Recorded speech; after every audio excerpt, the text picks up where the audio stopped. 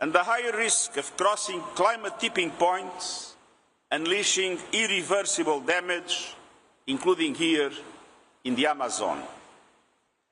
But we can still bend temperatures back below 1.5 degrees before the end of this century, if we act now to make this overshoot as small, short and safe as possible. And that mission begins here in Belém. I strongly appeal to all delegations to show willingness and flexibility to deliver results that protect people and keep 1.5 degrees alive. A fair outcome, concrete on funding adaptation, credible on emission cuts, bankable on finance. And that demands compromise and common ground. It demands courage.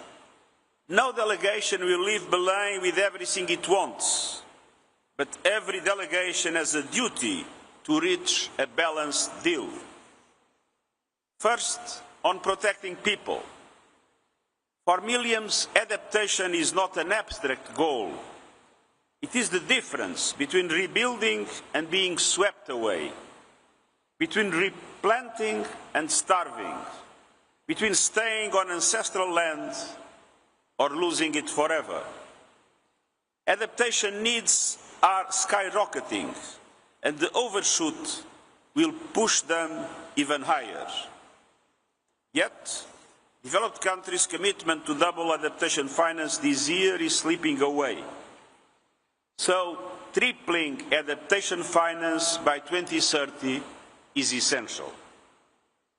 The Loss and Damage Fund, open for business but still largely empty, must be capitalized to easier and easier to access. I urge all funders, bilateral partners, climate funds, multilateral development banks to step up and prevent further tragedies. It's about survival, it's about justice, and for indigenous peoples, it is also about protecting cultures and homelands that sustain our planet's vital ecosystems. Second, emission cuts. 10 years after the Paris Agreement, we have moved, but nowhere near enough. The UNEP emissions gap report shows that today's nationally determined contributions, even if fully implemented, would put us on a path well above 2 degrees of global warming. And that is a death sentence for many.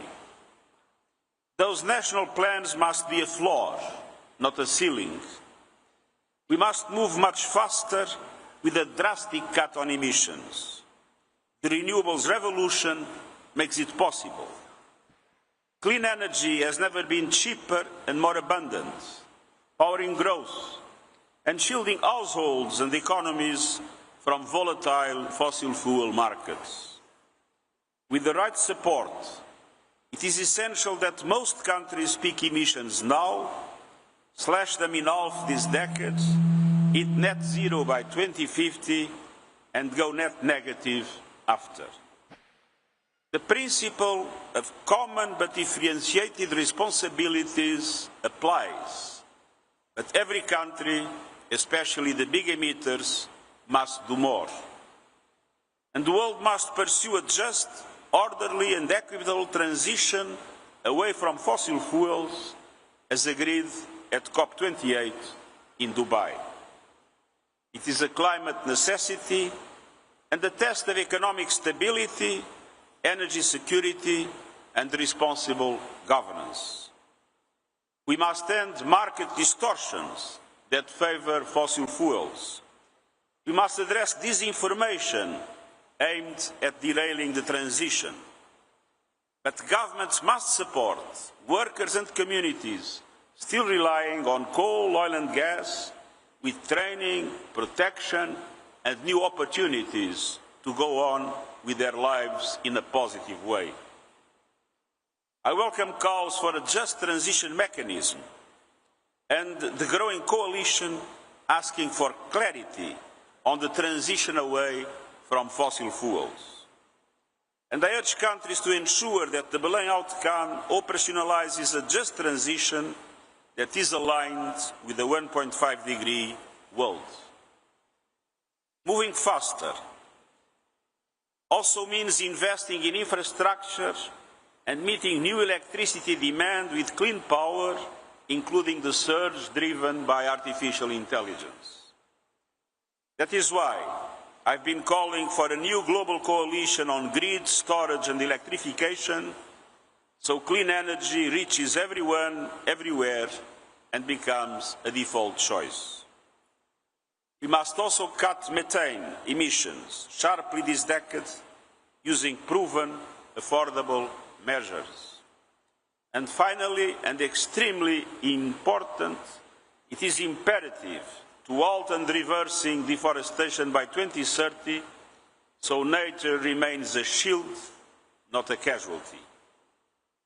Third, on finance.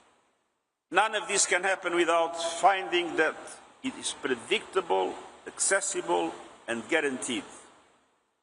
We need a credible path to realizing the Baku finance goal, with developed countries leading to mobilize at least $300 billion by 2035 each year, and a clear route to reaching $1.3 trillion per year by 2035.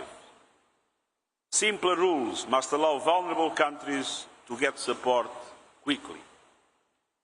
Thinking beyond the COP, the cost of capital for developing economies must fall drastically through concessional finance, debt guarantees, and innovative instruments.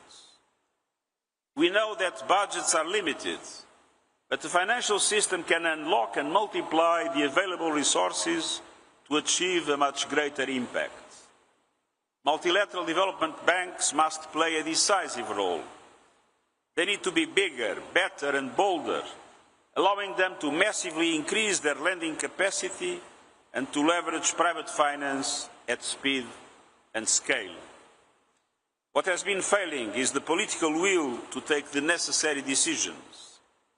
If the international financial architecture cannot meet these moments, reform becomes a necessity, not an option.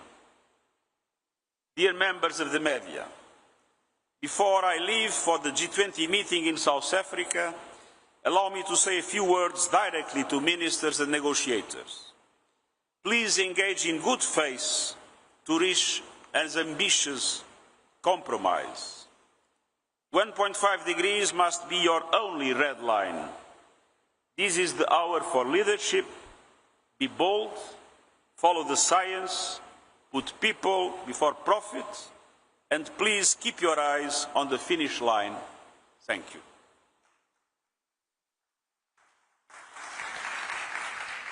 Thank you so much. I'm going to start with Victor from Globo.